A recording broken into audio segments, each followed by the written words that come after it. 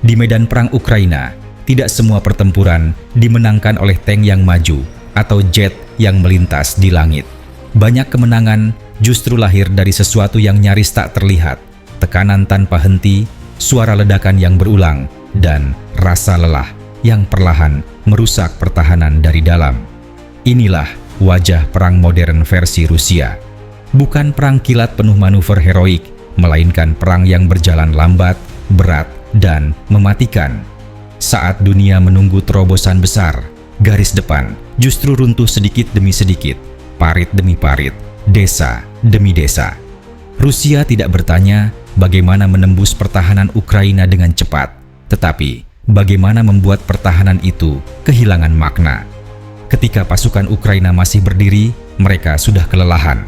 Ketika senjata masih ada, amunisi mulai menipis. Dan ketika komunikasi masih berjalan, kepercayaan diri perlahan hilang.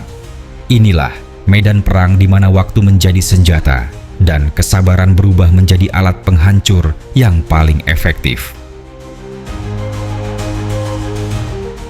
Inti dari taktik Rusia terletak pada satu prinsip klasik yang diperbarui oleh teknologi modern: penghancuran total sebelum pergerakan infanteri. Alih-alih mengirim pasukan untuk bertempur langsung, Rusia terlebih dahulu mengubah zona pertahanan Ukraina menjadi area kematian.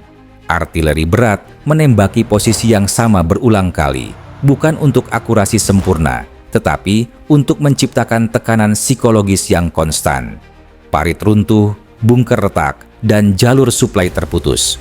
Ukraina tidak hanya bertempur melawan musuh di depan mereka, tetapi juga melawan kelelahan mental yang tidak pernah berhenti. Dalam kondisi seperti ini, setiap rotasi pasukan menjadi berbahaya, setiap pergerakan logistik terdeteksi, dan setiap upaya perbaikan pertahanan segera dihancurkan kembali. Rusia memahami bahwa pertahanan modern bukan hanya soal senjata, tetapi tentang ritme. Dan ritme itu mereka patahkan secara perlahan, sistematis, dan tanpa emosi. Jika ada satu elemen yang benar-benar mendefinisikan cara Rusia menerobos pertahanan Ukraina, itu adalah artileri. Di medan perang ini, artileri bukan sekadar pendukung infanteri, ia adalah penentu segalanya. Rusia menggunakan howitzer, sistem roket peluncur ganda, hingga bom luncur berpemandu untuk menciptakan hujan api yang terus-menerus. Tembakan tidak selalu ditujukan untuk menghancurkan satu target, tetapi untuk membuat seluruh area tidak dapat dipertahankan. Ukraina dipaksa memilih, bertahan dan hancur perlahan, atau mundur dan kehilangan posisi strategis. Dalam banyak kasus, tidak ada pilihan ketiga. Bahkan, ketika pertahanan udara Ukraina masih aktif, volume tembakan Rusia membuat intersepsi menjadi tidak efektif secara jangka panjang. Artileri Rusia bekerja seperti palu raksasa, tidak presisi sempurna, tetapi cukup kuat untuk menghancurkan fondasi pertahanan musuh dari waktu ke waktu.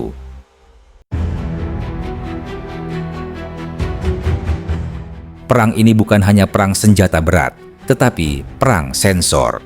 Drone Rusia beroperasi tanpa henti di atas garis depan, mengawasi setiap pergerakan kecil.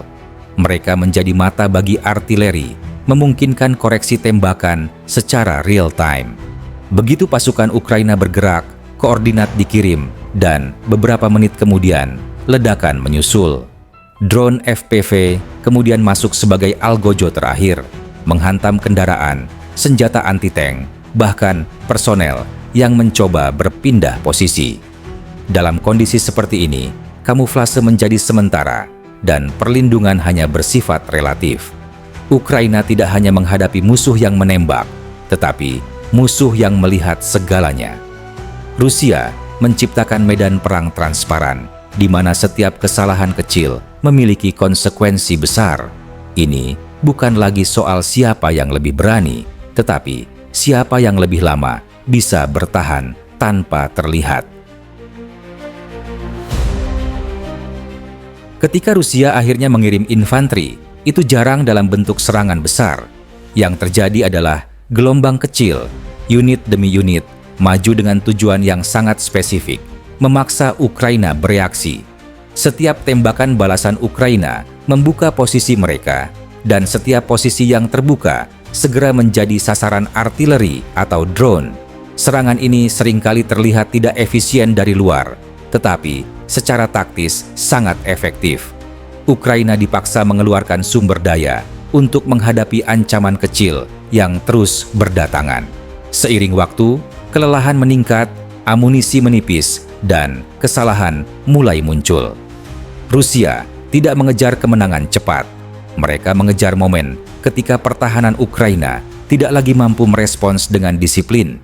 Pada titik itulah, satu celah kecil sudah cukup untuk mengubah seluruh sektor.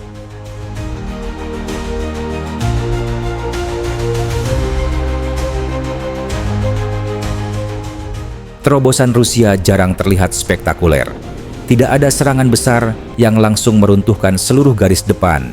Yang ada adalah eksploitasi celah mikro. Satu parit yang kosong, satu jalur suplai yang terputus, satu unit yang gagal berotasi tepat waktu. Begitu celah itu muncul, Rusia bergerak cepat. Unit serbu masuk, kendaraan lapis baja mengikuti, dan posisi Ukraina yang tersisa terancam terkepung. Dalam perang seperti ini, mundur terlambat berarti hancur, dan bertahan terlalu lama berarti terkunci. Ukraina seringkali dipaksa menarik diri bukan karena kalah total, tetapi karena posisi mereka menjadi tidak lagi dapat dipertahankan secara logistik. Rusia memahami bahwa menghancurkan sistem pendukung sama pentingnya dengan menghancurkan pasukan di garis depan. Selain kekuatan fisik, Rusia juga menggunakan senjata tak kasat mata, perang elektronik, komunikasi terganggu, sinyal GPS melemah, dan koordinasi antar unit Ukraina menjadi kacau. Dalam kondisi tempur intens, kehilangan komunikasi selama beberapa menit saja bisa berakibat fatal. Serangan malam hari, tembakan acak, dan ancaman drone yang terus-menerus menciptakan tekanan psikologis yang luar biasa. Pasukan Ukraina tidak hanya bertempur saat kontak senjata, tetapi juga saat mencoba beristirahat. Ketika tidur pun terasa berbahaya, ketahanan mental mulai runtuh. Rusia tidak perlu menghancurkan setiap unit Ukraina. Cukup membuat mereka terus berada di bawah tekanan hingga kemampuan tempur menurun secara alami. Pada akhirnya, taktik Rusia dalam menerobos pertahanan angkatan bersenjata Ukraina bukan tentang kejutan besar atau teknologi rahasia. Ini adalah perang ketahanan, perang waktu, dan perang tekanan. Rusia menang bukan karena selalu lebih cepat atau lebih canggih, tetapi karena mereka konsisten, sabar, dan brutal dalam pendekatan mereka. Setiap hari yang berlalu adalah bagian dari strategi. Setiap ledakan adalah pesan bahwa pertahanan tidak pernah benar-benar aman. Di medan perang Ukraina, kemenangan tidak selalu diumumkan dengan bendera yang ditancapkan. Kadang ia datang dalam bentuk keheningan, ketika satu posisi ditinggalkan, satu parit kosong, dan satu garis pertahanan tidak pernah ditempati kembali. Dan disitulah, tanpa sorak-sorai, perang bergerak selangkah lebih dekat ke hasil akhirnya.